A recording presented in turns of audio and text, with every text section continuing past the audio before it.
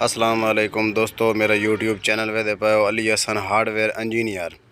ये जी रात का टाइम है 8 का काम कर रहे हैं। साड़ी वीडियो ਨੂੰ लाइक किया करो, साढ़े चैनल ਨੂੰ सबसक्राइब किया करो। अगर तुम वीडियो की तरफ लैके चलने हैं। ये जी सिल्वर के तवे तैयार कर रहे हैं। ये साढ़े उस्ताद दे मोहतरम बैठे हैं, फरमान नप्पी बैठे हैं। ये साड़ी सिल्वर गर्म हुई पई है, मुकम्मल भट्ठी के अंदर गर्म की खले हैं। ए वेख लो चा के आमदे पे हैं।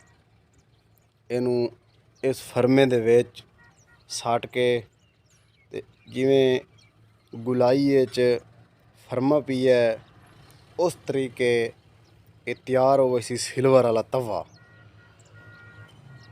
ए वेख लो जी फुल गर्म है जी, पानी कार हुई पई है सिल्वर। इनू इस फरमे दे विच सट के सिल्वर वाला तवा बनाते पे हैं जी। स्याले लोड़ आंदा और लकड़ का भी कम खर्चा होंदा। थोड़ी जी लकड़ बालो ये गर्म हो जाता है तो लकड़ का भी कम खर्चा है। ये तैयार किया 15 तवे देवने सिल्वर दे, जिहदे विच 2 तैयार करेंदे पे हैं। बाकी तवे जेड़े हैं जी वो भी बना देवने और बेहतरीन सोहना काम हो रहा है जी। अड्डा फतेहपुर से मिस्त्री अली हसन ये काम करेंदा भी है जी। दिन नूं गर्मी होंदी है, इस वजह तो जी ये रात नूं काम करींदा क्योंकि तुहाडे सामने फुल अग दा काम है। गुटके भी ए वेख लो भट्ठी दे अंदर पैन, कोले तैयार हैं।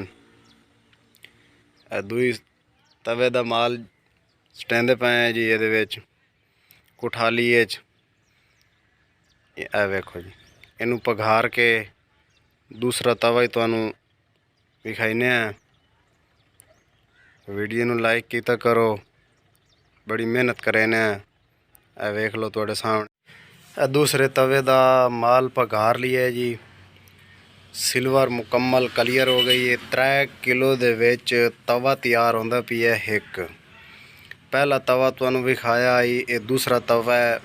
ये कुठाली दे अंदरों खोट जिहड़ा होंदा सिल्वर दा ये ओ बाहर कढेंदे पे ताकि वो तवे दे अंदर आ वञे, मुड़ ओहदे विच डांग पै वैंदा। इस वजह तो इनू पहले काढ़ रहे हैं। ये भट्ठी चूँ ए वेखो ये चा के सिल्वर ये फरमे दे विच पलटेंदे पे हैं। दूसरा तवा तैयार हो गई सी।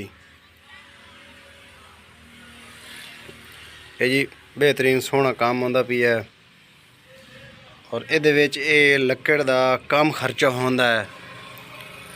ये सिल्वर दे तवे नाल लकड़ थोड़ी लगदी है और इस स्याले बड़ा लोड़ आंदा है। इस वजह तो स्याला अलहमदुलिल्लाह आ गया है। ये तवे तैयार कर रहे हैं। ये रात नू काम करेंदे पे हैं। दिन नू थोड़ी जी गर्मी होंदी है, इस वजह तो रात नू काम कर रहे हैं। दिन नू कस्टमर भी दुकान ते आंदे न, उन्हां भी काम करना पौंदा है और और सही तरह काम नहीं होंदा, डिस्टर्ब होंदा बंदा। इस वजह तो ये रात नू काम कर रहे हैं। बेहतरीन सोहना काम ओके ते हो रहा है।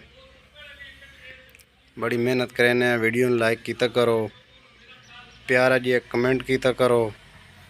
ये जनाब इहदा लेवल वेख रहे हैं हुण बिल्कुल ओके ते हो गया है जी।